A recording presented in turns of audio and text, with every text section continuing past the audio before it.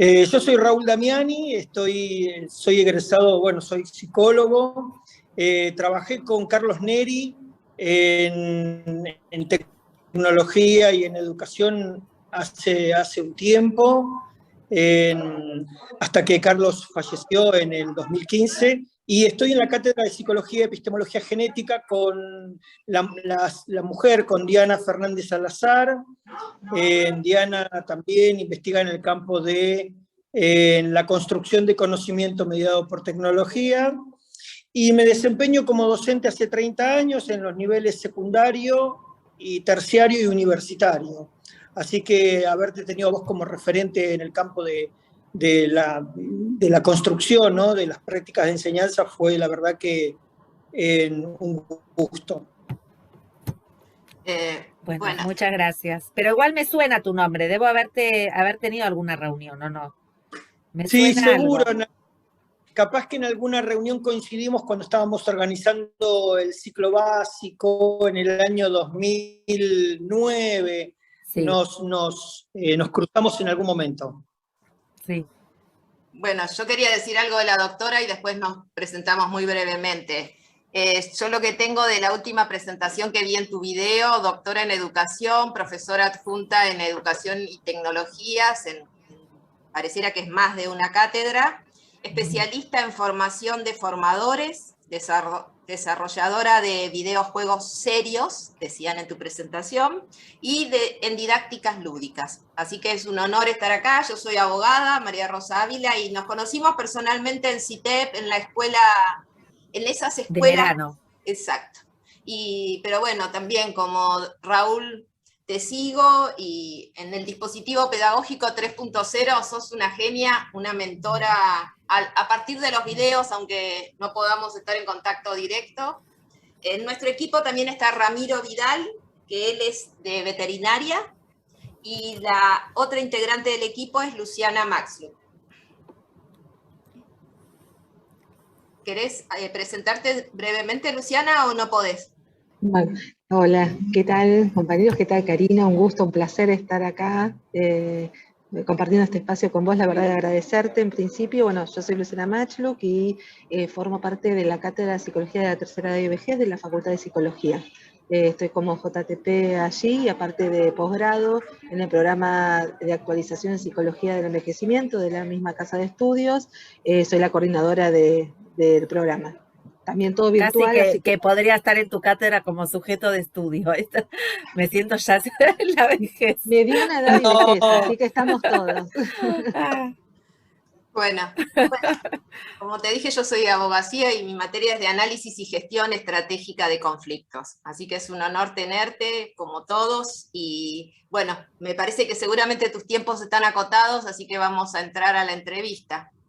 Dale. Más allá de las emociones que tenemos acá de tenerte. La primera cuestión, nosotros estamos trabajando esto de cómo pensar la enseñanza, las clases desde el punto de vista del grupo, en las unidades académicas post pandemia, ¿no? Cómo pensar esto que se está hablando ahora de estos modelos híbridos, de estos modelos de sincrónico y asincrónico. Pero no sabía si querías iniciar esta entrevista diciéndonos cuál te parece la enseñanza, alguna de las enseñanzas que te parezca relevante de haber atravesado este proceso, ¿no?, para nosotros como docentes. Hay muchas cosas que a mí me dejaron pensando, ¿no? Más allá de que acá hay dos personas que vienen del campo de la psicología y pueden entender que hubo estragos que todavía no entendemos, ¿no? Que vamos a ir viendo desplegándose en estos tiempos, ¿no? Que es difícil de anticipar. Algunas de las cuestiones yo las empiezo a ver, sobre todo en alumnos, alumnas, pero es la punta del iceberg, ¿no? Hay que ver cómo esto realmente se reconfigura. Hay algunas cuestiones que sí me interesa que compartamos. Hubo muchas preguntas que a mí me hicieron trabajando hace más de 30 años, ¿no?, en este campo de la tecnología educativa, y algunas me preocupan en extremo, ¿no? Una de las preguntas que más me hicieron en la docencia universitaria, sobre todo, es cómo evitar la copia, cómo sé que aprenden. Y hay algo ahí que a mí me preocupa, porque el aprendizaje y la relación entre la enseñanza y el aprendizaje se basa en la confianza, ¿no? Y cuando eso se rompe, cuando la pregunta que vos tenés es cómo hacer para que no se copien, hay algo que está mal. Hay algo que está mal en nosotros como cuerpo docente, en el vínculo con los estudiantes, y la pandemia nos trajo un poco más de empatía, una pregunta que no hacemos cuando arrancamos las clases, ¿no? En realidad uno arranca la clase dando un tema, jamás pregunta cómo están, y la pandemia nos hizo formular o nos llevó a formular un interrogante que es valioso, que tiene que ver con la empatía, que tiene que ver con la interacción, que tiene que ver con la comunicación, y es ¿cómo estás?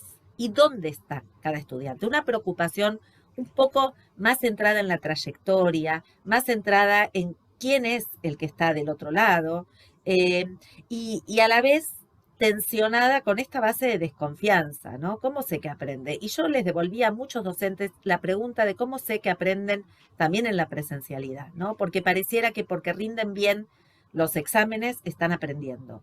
Y hay una hipótesis falsa ahí, ¿no? El aprendizaje no es rendir bien exámenes, sabemos que es mucho más complejo, sabemos que no se ve en el corto plazo, que la transferencia es a largo plazo, y no obstante eso, nos preguntábamos cómo aprenden en la virtualidad, ¿no? Y entonces, si entendemos que el problema es más complejo, si entendemos que hay una base de confianza, empatía y respeto que tenemos que tener hacia nuestro estudiantado, ya sea nosotros mismos, ¿no? Como cuerpo docente, me parece que vamos a entender que lo híbrido no puede tampoco ser reducido. Me parece que es otra de las cuestiones que la pandemia nos trajo, es evitar las naturalizaciones y los reduccionismos. Enseñar no es solo explicar, aprender no es solo rendir, evaluar no es solo tomar examen, y lo híbrido no es solo lo sincrónico y lo asincrónico. El concepto de híbrido viene de la cultura, viene de García Canclini, de la antropología cultural, y lo que muestra es que nuestras culturas son todas híbridas. Ninguno de nosotros, de los que estamos acá, provenimos de culturas puras, por decirlo de alguna manera. Hibridamos, ¿no? Y entonces la hibridación es más que pensar lo sincrónico y lo asincrónico, lo virtual y lo presencial. Hibridamos permanentemente estrategias de enseñanza, hibridamos formatos, hibridamos trayectorias, estamos permanentemente mestizando prácticas, y me parece que si salimos de esos reduccionismos vamos a entender que la pandemia nos enseñó mucho, porque también hay otra cuestión que tiene que ver con el tiempo, ¿no? El tiempo, pareciera que la concepción del tiempo, y quizás Luciana desde su cátedra lo puede seguir trabajando un poco más. A mí me gusta la idea de que siempre estamos hablando de futuro, pero el futuro parece que es mirar adelante, ¿no? Y futuro es también mirar a los costados, no es solo mirar adelante, ¿no? Y el tiempo se detuvo un poco en esta pandemia. Hay gente que dice no cumplí años, ¿no? Hay como una idea de una concepción de tiempo detenido, demorado, que está bueno también porque la educación todo el tiempo trabaja sobre la hipótesis de un tiempo más tranquilo, más demorado, más reflexivo, ¿no? No me digas lo primero que se te viene a la cabeza, pensalo un poco más. Y las tecnologías trabajan sobre otra hipótesis, que es la aceleración, ¿no? No, la inmediatez. Y permanentemente nos movemos en esa tensión entre lo tranquilo, lo mediato y lo inmediato, ¿no? Y las tecnologías no nos van a seguir pidiendo permiso ni perdón, y están avanzando hacia un rumbo que si no lo comprendemos vamos a trabajar mal la enseñanza. La tecnología está yendo para la inteligencia artificial, sistemas expertos, entornos tutoriados en sí mismos casi sin docentes, está yendo por la computación afectiva, mal que pese a los psicólogos, hay algoritmos que ya trabajan las emociones y la transforman en algoritmos, ¿no? Entonces me parece que nosotros tenemos que, como decía Alicia Camillioni, de la que yo aprendí mucho, pobre nene se durmió, Ramiro, no sé si estoy hablando y ya se quedó frito porque lo que digo lo aburrió, espero que no. Lo que digo es, la inteligencia artificial está yendo hacia algoritmización, hacia patrones casi sin docentes, tutoriales inteligentes, lo que se llama computación afectiva, que es la lectura ya de las emociones en patrones algoritmizados. La pregunta que permanentemente nos tenemos que hacer, y ustedes se la deben hacer, es ¿qué plus tenemos? ¿Qué da nuestra clase que no está ni a un clic de distancia, ni lo puede resolver un algoritmo, que tiene que ver con un entramado emocional, pero también con una construcción única de conocimiento que no se resuelve tan fácil. Fíjense que hay un montón ahí de cuestiones, ¿no? De la trama vincular, de la trama emocional, de lo cultural, de la comprensión de lo híbrido, del no reduccionismo, de entender lo epistemológico como algo único que hoy debiéramos trabajar, small data y no big data, esa información relevante, única, que solo nosotros podemos trabajar, experiencias valiosas y únicas que solo pueden transcurrir en las clases, sean presenciales o sean virtuales, ¿no? Esa experiencia imborrable. Si hiciéramos el ejercicio, ustedes hicieran el ejercicio de pensar qué recuerdan de su paso por el sistema educativo, seguramente son pocas cosas. Esas pocas cosas son las que quedan. Entonces, ¿por qué seguir insistiendo en tanta información, ¿no? Si quedan pocas cosas. Y qué cosas buenas, ¿no? Nos puede dejar nuestro paso por la universidad. Muchas gracias, Karina. Recuerdo que cuando en estas escuelas, en esos seminarios de las escuelas, vos me dijiste, yo tenía una preocupación sobre cuando reducís el contenido que se da de la materia. Y vos me decías, bueno, pero que sea significativo, en este mismo sentido que nos explicitabas ahora, ¿no? Que tenga sentido para el que aprende o para les estudiantes. Una de las preocupaciones centrales que tenemos acá es el tema de la formación docente, que vos en tu último libro abordás desde diferentes lugares, ¿no? El tema de los desafíos, los retos, y esta materia para la cual te estamos entrevistando tiene que ver con el codiseño. Entonces quisiera si nos pudieras explicitar algunas de estas habilidades que tendrían que adquirir nosotras como docentes. Y hubo algo que leí que vimos de tu presentación en el video. Mariana Maggio hablaba de estos nuevos tipos de liderazgos que vos estabas pensando. Bueno, si nos podrías dar algunas pistas un poco más profundas de esto, ¿no? ¿Hacia dónde vamos? ¿Qué tenemos que hacer para formarnos, para formar a otros? Trato. Qué responsabilidad. A ver, hay algo que tiene que ver con el orden de despertar el deseo, ¿no? Creo que mucha gente que hoy estudia la formación o incluso estudiantes que tenemos en las aulas, se les apagó un poquito ese deseo, ¿no? Deseo de ser docente, ¿y cómo se despierta ese deseo, ¿no? De formarse permanentemente, porque ser docente es formarse permanentemente, ¿no? Estarían acá preguntándome si no les interesara para ustedes mismos, ¿no? Para nosotros mismos como docentes, porque uno se forma y aprende toda la vida. Pero ese deseo hay que mantenerlo, ¿no? Y el codiseño tiene que ver con eso, tiene que ver con una idea de Serres que trabaja en Pulgarcita, que es quiénes son los sujetos, qué los inquieta, qué los motiva. Porque el codiseño parte de eso. ¿Por qué me gustan tanto los videojuegos? Porque te dan la posibilidad de elegir. Elegís estrategia, elegís si jugás solo, si jugás en red. En el sistema educativo elegís muy poco. Si sos estudiante, casi que no elegís. Entrás a primer grado, te eligen tus compañeros de curso, ¿no? La currícula no la elegís. Las actividades que haces casi que no las elegís. Y en el transcurso del sistema educativo elegís muy poco. Y sin embargo, hoy no existe trabajo en el que no tengas que tomar decisiones. Y decisiones cada vez más complejas, decisiones cada vez más ágiles. Ese codiseño tiene que ver con dar la posibilidad de elegir trayectos formativos, de no dar, y también esto lo tienen los videojuegos, ¿no? De no dar una única actividad, de generar también algo que las tecnologías tienen, que es caminos expresivos distintos, ¿no? Audiovisuales, visuales, lenguajes distintos, dar trayectos para esas trayectorias, donde haya electividad, donde haya agencia, donde haya autonomía en esa toma de decisiones. Me parece que si vamos a formar docentes que van a atravesar esto que nos pasó de la pandemia, puede volver a aparecer como en otro contexto o con otra situación, ¿no? No tenemos posibilidad vimos que frente a los imprevistos, la única forma de salir es colectivamente, ¿no? Es construyendo redes, es dándonos soporte. Nadie salió solo de esta pandemia porque fue muy dura para salir solos. Los que estaban solos la pasaron peor todavía, ¿no? Cuando no tenían una trama de sostén.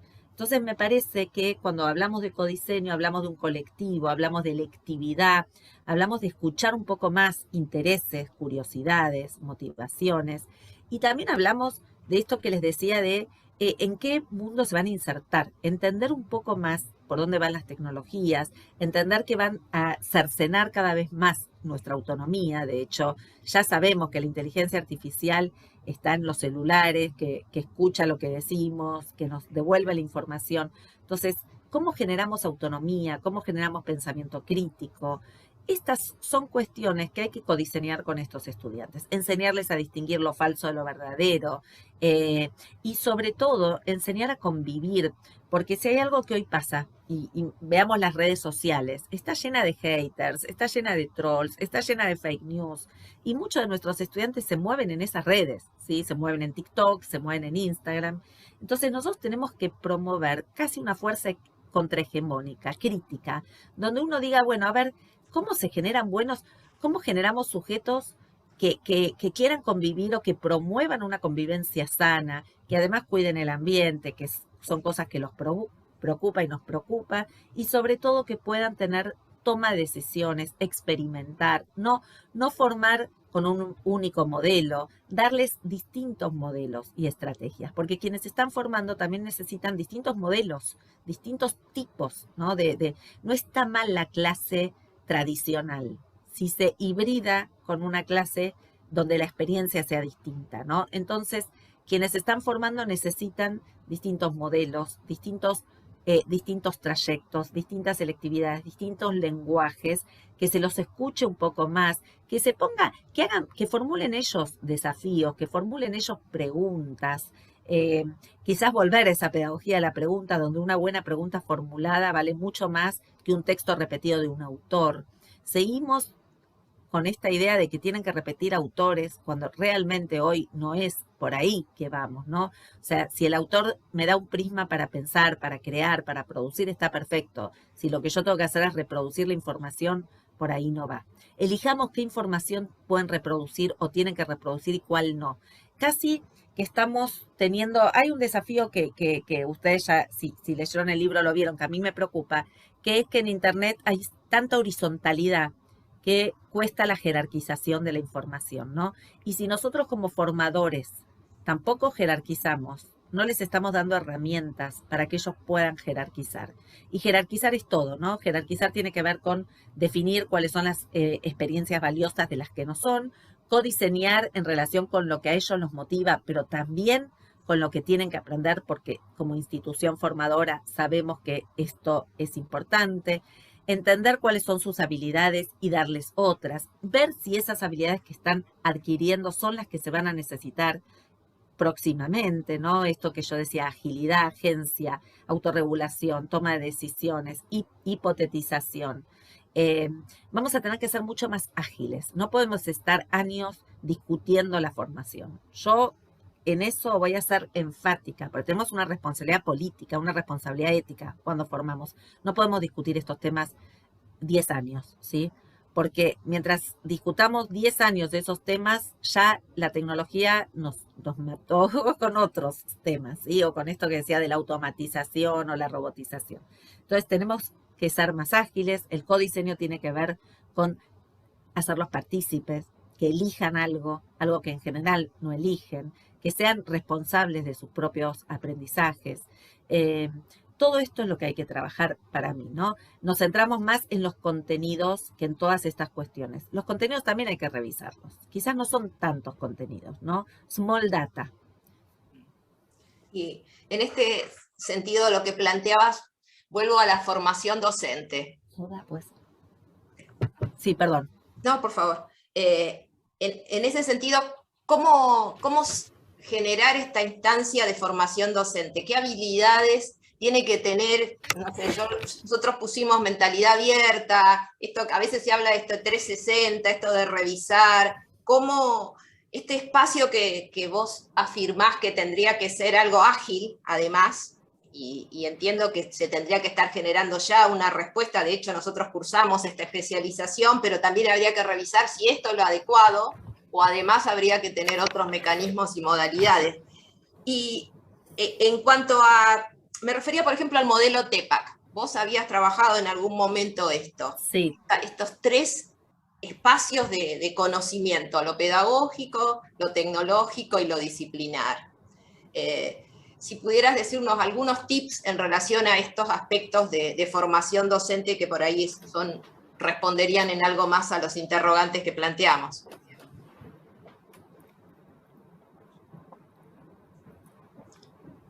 Perdón, me estaba muriendo de sed. Tomo algo anterior y voy al modelo TEPAC. De lo anterior vos me habías preguntado liderazgo. El codiseño tiene que ver con lo que se llama liderazgos distribuidos, ¿sí?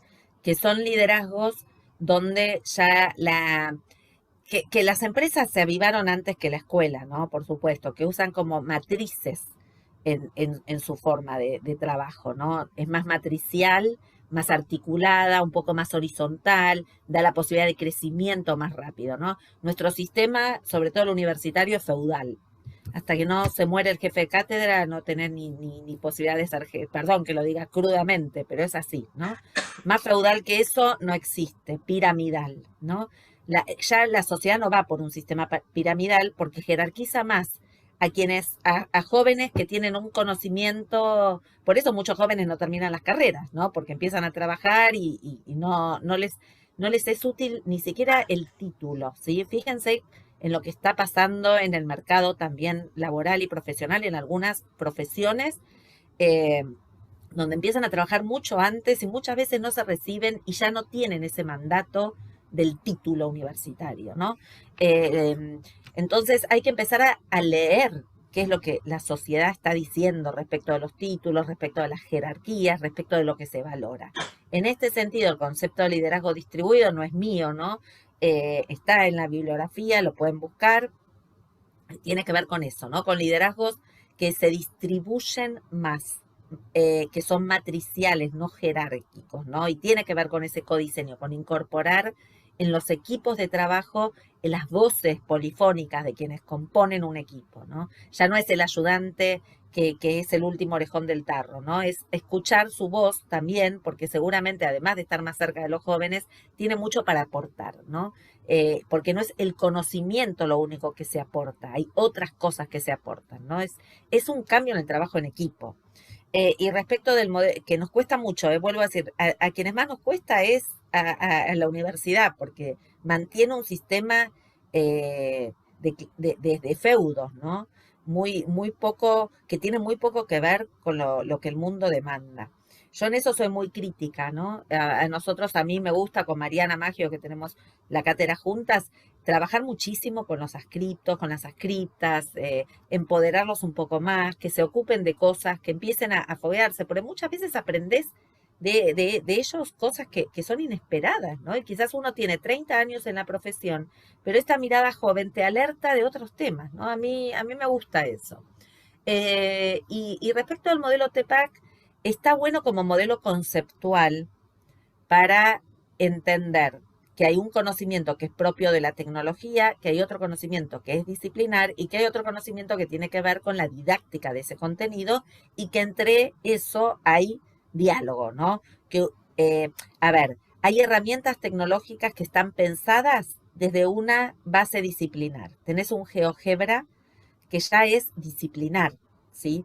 Y hay otras herramientas que no tienen base disciplinar. Por ejemplo, un Padlet, un mural o un video, ¿no? Que lo puedes usar para cualquier disciplina. Entonces, empezar a distinguir que las tecnologías también portan modelos pedagógicos, ideológicos, además de corporativos, que van llevándote a determinadas funciones de enseñanza, ¿no? Y que tenés que revisarlas permanentemente. El Zoom, que fue de lo que más se usó, ¿no? Creo que fue lo que uno de los beneficiados, ¿no? Con esta pandemia, en acciones totalmente, es un formato, es el formato de los cuadraditos que podés hacer grupos y todo, pero sin darnos cuenta te va llevando, y esto yo lo fui analizando, ¿no? En pandemia, a actividades que tienen que ver con una comunicación radial. Hay menos trabajo en equipo en este tipo de plataformas, ¿no? Porque no son tan fáciles, ¿no? El Meet ni siquiera lo permite. Entonces, sin darte cuenta, empezás a generar las estrategias que la tecnología te lleva, ¿no? El modelo TPACK te hace desnaturalizar un poco eso, analizar las tecnologías, las herramientas, analizarlas desde el punto de vista didáctico, ver qué modelos portan, a qué estrategias llevan, ¿no? Y a la vez analizar cómo inciden estas tecnologías en los modos de construcción del conocimiento disciplinar. Pero a la vez nos muestra que hay una didáctica de ese contenido que debiera dar los criterios de uso de esas tecnologías. Por eso el diálogo, ¿no? ¿Quién es mejor que los que conocen de la didáctica, de lo que sea, ¿no? Didáctica de la matemática, didáctica de la sociedad, para aportar criterios acerca de cuáles son los mejores usos e inclusiones de esas tecnologías? Entonces, en ese sentido, el modelo lo que ayuda como modelo teórico y de investigación, ayuda a darnos insumos como para adquirir criterios, tomar decisiones, dialogar un poco más con las tecnologías, entenderlas como herramientas que son parte de la cultura, que al usarlas nos usan y nos generan modos de pensamiento, ¿no? Esto es a lo que nos alerta el modelo TPACK, que es útil para eso, ¿no? Pero de ahí es para que nosotros pensemos, reflexionemos cuáles son los usos que nos sirven, entender realmente que estas tecnologías no son neutrales, que mucha gente redujo sus estrategias en función de lo que, por ejemplo, con el Moodle, ¿no? El Moodle tiene foro, hacemos foro, el Moodle tiene esto, hacemos esto, en lugar de pensar qué es lo que yo quiero de mi clase y tirar de ese entorno, ¿no? Casi como vygotskianamente que la didáctica tire de la tecnología y no la tecnología tire, ¿no? de la didáctica.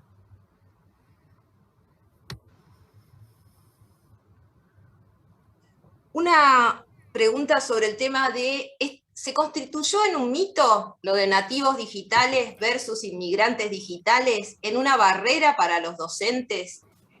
¿En qué medida Prensky fue quizá nocivo con este concepto cuando se hizo carne o muy popular en las sociedades y entre los educadores, las educadoras? Pobre Prensky, porque en realidad él lanzó un concepto, pero tiene un montón de excelentes otros conceptos, ¿no? A veces da miedo, Raúl decía que me leía, ¿no? Y uno le da miedo porque te lees y la gente se prende de un concepto. La realidad es que él lo tomó como un termómetro de época, pero no fue bien usado, ¿no? En el sentido de, primero, las infancias digitales no implican siempre ser nativo, ¿no? Digital. Las infancias son complejas. En nuestro país no podemos hablar de nativos como país, porque hay gente que no tiene acceso todavía, ¿no? a las tecnologías, hay temas de brecha que ni se lo tengo que decir porque ustedes ya los conocen, pero además se usó como excusa de resistencia docente, ¿no? Entonces, como ellos son nativos y nosotros inmigrantes, nos cuesta más. A mí todo lo que se usa para como de defensa, vos como abogada, sería litigante acá, ¿no? A ver, ni sos nativo, ni sos... Vos tenés la misma posibilidad de uso que cualquiera. O sea, lo que se trata es de usarla, de experimentar, de equivocarte, ¿no?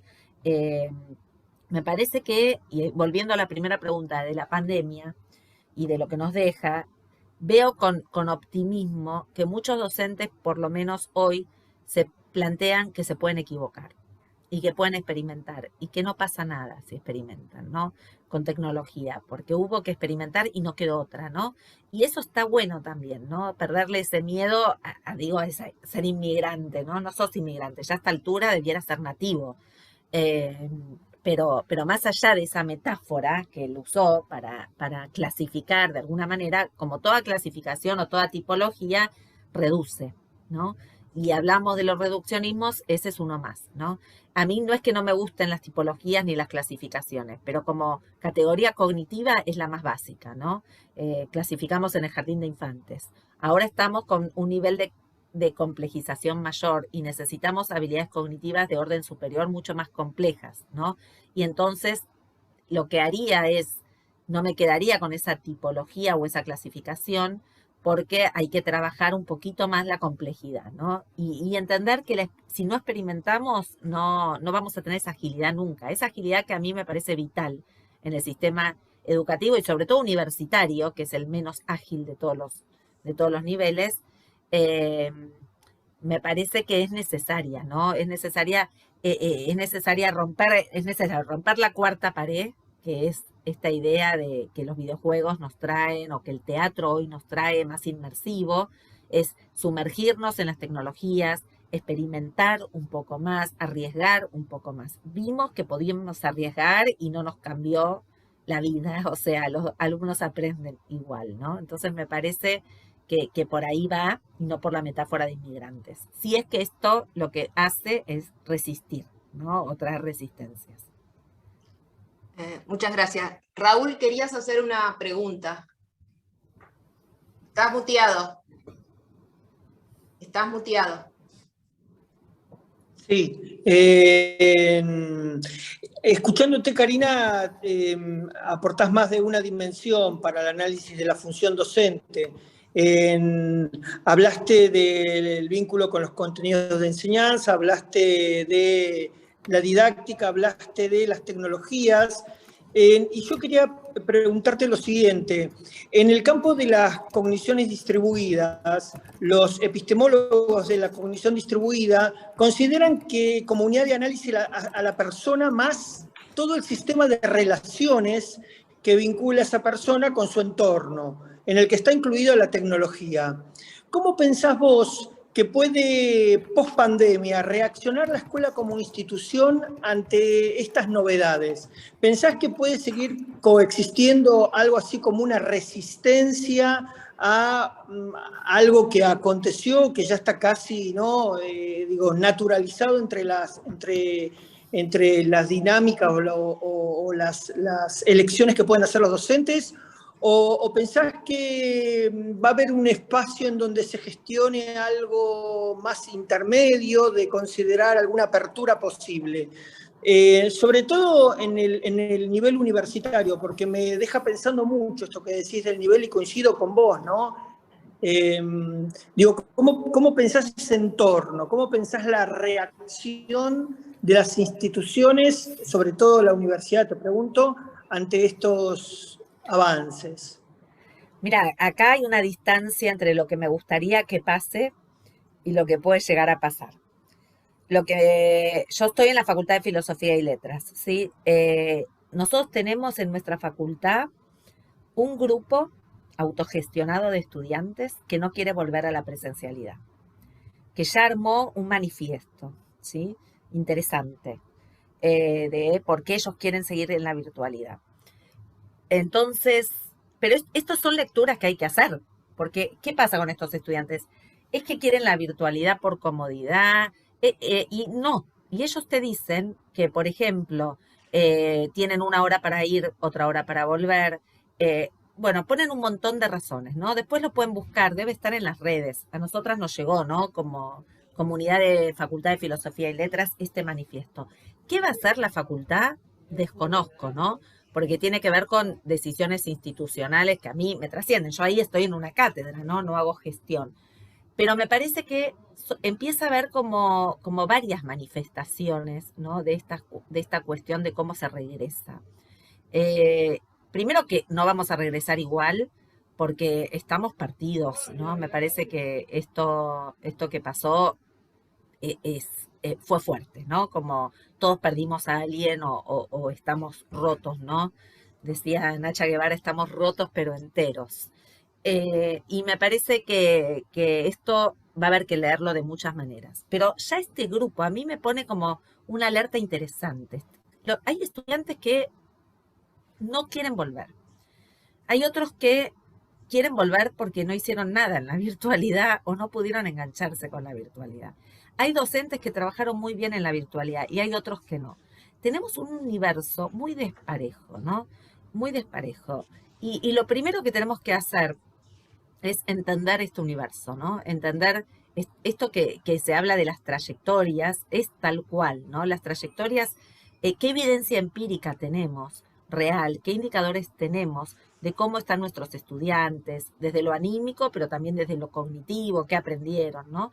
Entonces, hay muchos que vuelven, y yo lo he visto en algunas facultades o en algunas universidades, no necesariamente la de Buenos Aires, que lo primero que hacen es tomarles examen, ¿no? Para ver qué saben.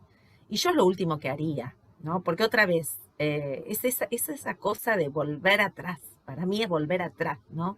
Al saquen una hoja, decir, bueno, quiero ver qué aprendiste. Otra vez quiero ver qué aprendiste. Otra vez la desconfianza.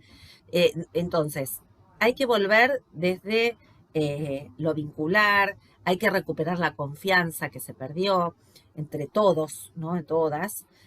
Hay que hacer otro tipo de trabajo. Pero también hay que entender que muchos no van a querer volver, docentes, estudiantes. Entonces, no tengo claro qué puede pasar.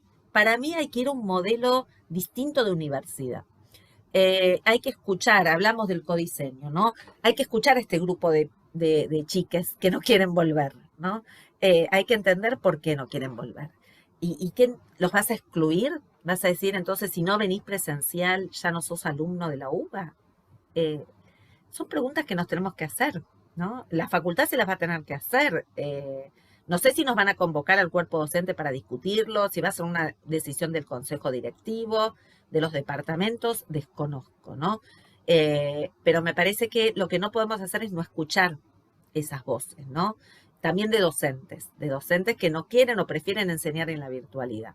Y todo esto nos lleva a pensar que si vamos a volver a la clase presencial, porque la universidad ya dijo que vuelve, ¿no? La UBA dijo en el 2022 se vuelve a lo presencial, ¿qué vamos a hacer en las clases?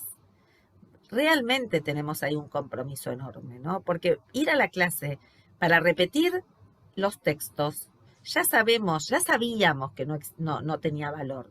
Pero hoy no solo que ya lo sabemos, sino que tenemos evidencia empírica, documentada de que eso no sirve. Grabale 50 videos de la bibliografía. Seguramente encontrás a alguien que lo dice mejor que vos, ¿no? O que uno.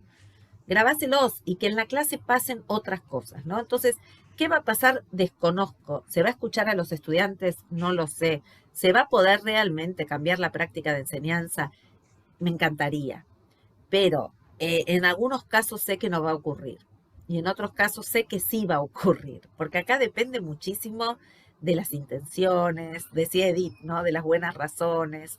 Y de la creencia en que no se puede seguir enseñando de la misma manera. Pero esa incomodidad didáctica que algunos tenemos, ¿no? Y decir, bueno, mi clase no puede ser igual, otros no la tienen. Entonces, es probable que vayamos a lo que siempre pasó en la universidad, que cada docente hace lo que quiere, lo que puede, y tenés una diversidad tremenda de experiencias. Ojalá, por eso lo que a mí me gustaría es que escuchemos a nuestros estudiantes y pensemos otro tipo de clase. Y muchas veces yo diría que vengan una vez cada 15 días en mi materia y la otra vez hacen otra cosa, ¿no? Formatos mucho más flexibles, que liberen un poquito, ¿no? La carga pero que también los haga venir a la facultad para que pasen cosas interesantes ahí, ¿no? Pero bueno, me parece que ahí hay un trabajo enorme para hacer y hay decisiones que son de micropolítica institucional, ¿no? Y que en cada facultad se resolverán distinto. También es cierto que hay facultades como exactas o las de ciencias de salud que necesitan la experimentación en clase, ¿no? De determinados trabajos prácticos o de determinados protocolos para experimentar. Bueno, habrá que ver cómo hibridan eso con otro tipo de clase que perfectamente puede ser teórica, ¿no? Yo tengo 2 hijos ya en la universidad. Uno en la Facultad de Ciencias Económicas estudiando actuario, que es una carrera de estadística, muy difícil. Ya es difícil presencial, virtual fue imposible. Aprobaban 5 de 150 estudiantes, ¿no? Y ahí entendí que la base era la desconfianza, ¿no? Y la copia, etcétera, etcétera. Y mi hija del medio estudia en exactas ciencias biológicas. Y ahí era otra cosa, había como otra mirada al estudiante, ¿no? Entonces es tan idiosincrásico la facultad, cada facultad tiene otra mirada, ¿no? Pero bueno, Económicas rankea a los docentes, tiene un algoritmo para ver dónde podés entrar, a cuál materia podés aplicar. Entonces, la UBA tiene como universidad, yo lo viví como dirigiendo CITEP y dirigiendo UBA 21, o sea, tuve 10 años de gestión en la UBA para entender que cada facultad tiene un modo muy distinto de accionar y de traccionar al estudiantado. Es muy difícil ahí pensar criterios únicos, ¿no? Solo me gustaría que escuchemos a nuestros estudiantes un poco más, ¿no? Un poco más. Karina, no sé si hay tiempo para una pregunta más. Dale. Súper interesante todo lo que estás planteando. Nosotros estamos ahora casi en la última etapa de esta formación docente, ¿no? Y vos en tu último, nos falta solo una materia y terminaríamos la especialización, o estamos próximos a ese logro. Y en el libro hablabas vos de unas de llaves, ¿no? De este aprendizaje justo a tiempo. Y en uno de los encuentros, aprendizaje justo a tiempo. Y en uno de los encuentros Luciana justamente planteaba esto de, bueno, yo soy jefa de trabajos prácticos, pensaba que iba a ir incorporando todo lo que iba aprendiendo, gran parte, y me doy cuenta que no, que necesitaba, digamos, cierto tiempo para poder incorporar como jefa de trabajos prácticos a su cátedra o en el espacio con los docentes que está. Y me pregunto sobre esto en cuanto al tema de que se planteó en nuestros debates como grupo, con el tema de la gradualidad para el cambio, que fue algo que también debatió el grupo, y este aprendizaje justo a tiempo, ¿no? Ahí hay un juego tanto en la formación docente como cuando nosotros enseñamos con los estudiantes, ¿no? ¿Qué pasa con esto? Como para una reflexión, si nos podés dar, como para seguir pensando, revisando. Es que, a ver, el aprendizaje justo a tiempo se da cuando vos querés aprender. Volvemos al tema del deseo, ¿no?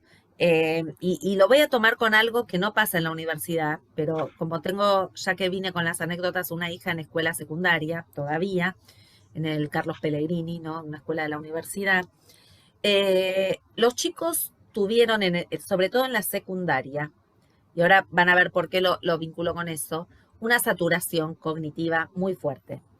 Les dieron más tarea que la que en general se da. En la universidad también hicimos esto, pero son menos materias. Cursás 3, no cursás 10 o 12 materias. Si yo estudiante, de mis 3 hijos, por más que los 2 mayores, las carreras que están haciendo no son carreras fáciles, es la más aplicada, ¿sí? Mi hija menor. Era imposible, ¿no? Ella es recontraplanificadora, tenía un papelito donde se ponía todo lo que había que hacer, para cuándo era la tarea, ¿no? Era imposible, ¿no? Entonces yo misma, mirando eso como madre y como pedagoga, le decía, ¿qué vas a hacer? Entonces me dice, voy a elegir qué me lleva más tiempo, qué me gusta más. Entonces, los estudiantes tuvieron que elegir, siempre tienen que elegir forzadamente, ¿sí?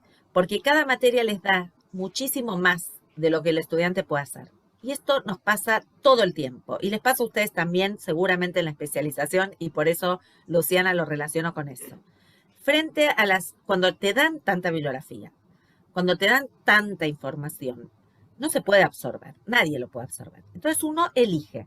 ¿Cómo elige? Bueno, cada uno tiene sus métodos, ¿no? Elegís porque te gusta más una materia, elegís porque te resulta más fácil, no importa qué, ¿no? En general uno deja lo que no le gusta o lo que le resulta más difícil, ¿no? Y entonces, frente a la saturación cognitiva, el justo a tiempo tiene que ver también con esta posibilidad de selección que haces, que es casi darwinista, te diría, ¿no? Porque si no lo haces, no sobrevivís al sistema educativo. Tampoco sobrevivís a la especialización ni sobrevivís. Pero lo que es erróneo es la base de la que partís. Y cada docente debería revisar la carga que da de lectura, de tarea, y no ponerle esa responsabilidad al estudiante, que igual lo va a tener que hacer porque es imposible. Ahora, en la presencialidad también pasaba, porque vos cursabas el secundario y tenías 50.000 materias, cada docente piensa que su materia es la única y la más importante. Digo, esa es la base del sistema educativo, ¿no? El narcisismo puro. nadie mira que si vos tenés 10 o 12 materias, ninguna persona lo puede resolver. Pero ¿cómo lo resolvés? Así, haciendo, ahora cumplo esto, lo otro. Uno hace malabarismos. Lo mismo están haciendo ahora, ¿no? Ustedes. Pero la base que está mal es la de la docencia ahí. O sea, sabemos que nadie puede hacer todo esto. Es como una ficción, ¿no? Vos sabés que nadie puede estudiar todo esto, pero no importa. Yo les voy a mostrar todo lo que sé y todo lo que tienen que leer. Y si no leen todo esto, es como no tienen idea de la materia que estoy dando. O si no ven video de 1 hora, no van a entender el tema. Video de 1 hora, pero a ver, ¿cuánto video de 1 hora puede ver alguien, no? Nadie ve esos videos de 1 hora. Seamos honestos, ves la mitad, ¿no? Yo no los veo, tampoco haría. Cuando a mí me dicen video, no, yo 10 minutos, déjame hinchar, yo no voy a hablar más porque ¿quién puede prestar atención? Es ilógico. El justo a tiempo tiene que ver con eso. Cuando se da el milagro de que vos tenés ese deseo de aprender y la tecnología te ayuda a aprenderlo en ese momento, ¿no? Y no es todo el tiempo. Junto con esa idea del justo a tiempo está la cuestión de aprendizajes perdurables o aprendizajes profundos o aprendizajes que dejen huella. Entonces, otra vez, frente a esa saturación cognitiva, la pregunta que nos tenemos que hacer es ¿qué huella voy a dejar en una materia? ¿Qué experiencia? Y yo por lo menos cada vez trabajo un poquito más que mi materia tenga 3 ideas y que esas son las 3 ideas que se llevan de la materia. El resto no me importa. Lo van a leer en algún momento. Si a alguien le interesa, se enriquecerá. Hará lo que quiera. Pero son 3 ideas. Y esas 3 ideas son 3 ideas que se tienen que llevar. Foco, ¿no? Poco. No saturar. Si te gusta el tema, porque este tema, wow, me encantó, bueno, toma, acá tenés para leer. Pero no, la saturación va como en contrario a este justo a tiempo, a este deseo, ¿no? Te va aplastando ese deseo, porque nadie va a querer, después de un video de 1 hora, de un docente hablando, ¿quién va a querer seguir leyendo ese contenido o aprendiendo ese contenido? Te lo aplastaron totalmente, ¿no? Entonces, me parece que es una autocrítica, ¿no? Que uno tiene que hacer. Yo me la hago cuando doy clase. En una maestría me pidieron que dé clase de 3 horas y yo le dije, virtual, y yo dije, de ninguna manera yo voy a dar 2 horas y no me la paguen la 3.ª hora, pero yo 3 horas de virtualidad para gente que está haciendo una maestría, que viene de todo el día de la virtualidad, trabajando, no lo voy a hacer. No me lo pague, no lo voy a hacer. Entonces uno tiene que empezar a poner esos límites también. No lo voy a hacer no porque no pueda hacerlo. Puedo hablar 3 horas. De hecho, acá llevo hablado 45 minutos, podría seguir hablando. Pero no es ese el tema. El tema es que no sirve 3 horas de clase, aunque haga grupitos. No sirve, los cansa, satura. Hasta que no entendamos eso, especialización, posgrado, doctorado o 3.er grado, 4.º grado. No, ninguna mente puede absorber todo. Ese justo a tiempo tiene que ver con eso, con hacer emerger el deseo de aprender, buscarlo cuando uno quiere aprender, y no necesariamente esto coincide ni con los exámenes ni con la enseñanza, pero sobre todo las alertas también a qué estamos dando, cuánto estamos dando, y no saturar. Bueno, me parece que ya te tendríamos que liberar, salvo que nos sigas regalando tanto tiempo, pero ha sido un enorme gusto hay muchas cosas que están pendientes, conceptos y demás, huellas, los tatuajes cognitivos, el tema de la ciudadanía digital crítica, bueno, desafíos, retos, tendríamos para tenerte mucho más tiempo, pero me parece que ya has sido muy generosa. Bueno, sí, yo sugiero siempre hacer lecturas alternativas. Yo ahora estoy leyendo a Bergson, estoy leyendo La risa, y a mí me devuelve el humor, ¿no? O sea, hay que también leer otras cosas, ¿no? Salir un poco de las lecturas. Ese sería como... Buscar lo que nos da placer. Bueno. Sí, yo para despedirme también, Karina, quería agradecerte. Me dejaste pensando en varias dimensiones, sobre todo la posición docente. Y vos sabés que me hiciste pensar a raíz de la anécdota En un punto, y con esto cierro el agradecimiento, creo que los temas que tocaste tienen que ver, o por lo menos yo los utilizo de esta manera, en relación a las prácticas de evaluación, en relación a las prácticas de enseñanza, en relación con las concepciones de aprendizaje. Me parece que hay un punto en donde los docentes lo que tenemos que revisar es la relación que tenemos con los... Me da la impresión, no quiero decir que esto sea ninguna verdad revelada, digo, la relación que tenemos nosotros con los contenidos de enseñanza. Yo hace un tiempo vengo diciendo que el vínculo que los docentes entablamos con el contenido de enseñanza como un bien cultural es fundamental para entender que esos bienes culturales tienen que ser conservados y retransmitidos. En la medida en que sigamos concibiendo esos contenidos de enseñanza como posesiones de objetos, es que me parece que caemos en esta ficción de que tenemos que medir, tenemos que controlar, hay que ver cuánto estudiaron, les voy a tomar un examen.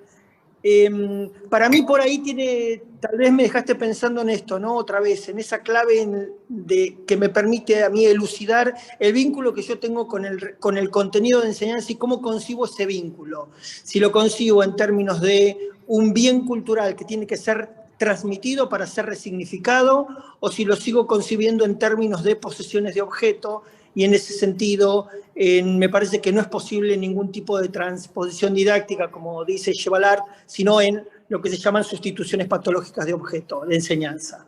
Así que te agradezco muchísimo, me quedo pensando en todas las dimensiones que abriste como para pensar algo tan complejo como la enseñanza y el aprendizaje en este contexto. Gracias. Igual traes un tema interesante. También habría que ver cómo conciben los estudiantes eso, ¿no? Ese conocimiento.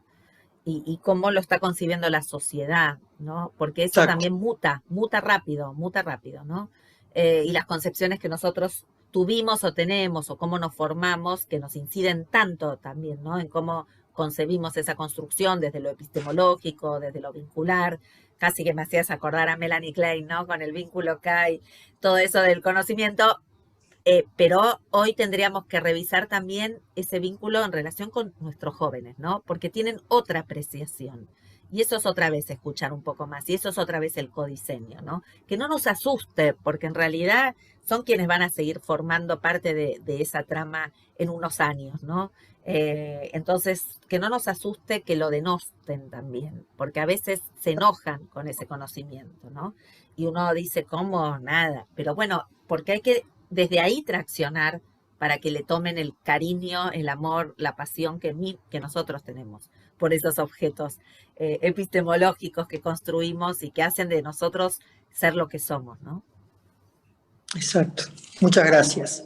De nada. Muchas gracias. Bueno. Muchas gracias por todo tu tiempo y todo tu conocimiento. No, bueno, por favor. Bueno, Ramiro, ¿llegaste? Ramiro, Mi hijo más chiquito es autista y teníamos terapia a las 3 y me llamaron a las 2 y tenía que salir corriendo porque la fonoaudióloga se tenía que ir y que lo llevaba, entonces lo cargué al auto y así que pido disculpas. No, por favor, yo te veo manejando y me preocupaba por vos. No llegué, estacioné, me quedé acá dentro del auto. Bueno, menos mal. Gracias, bueno, y coincido gracias. con Raúl, me abriste la cabeza dejándome pensando en un montón de cosas que me gustaría agarrar esta entrevista que hicimos y llevársela a mi jefa tal cual está. No, por favor. Que no me peiné.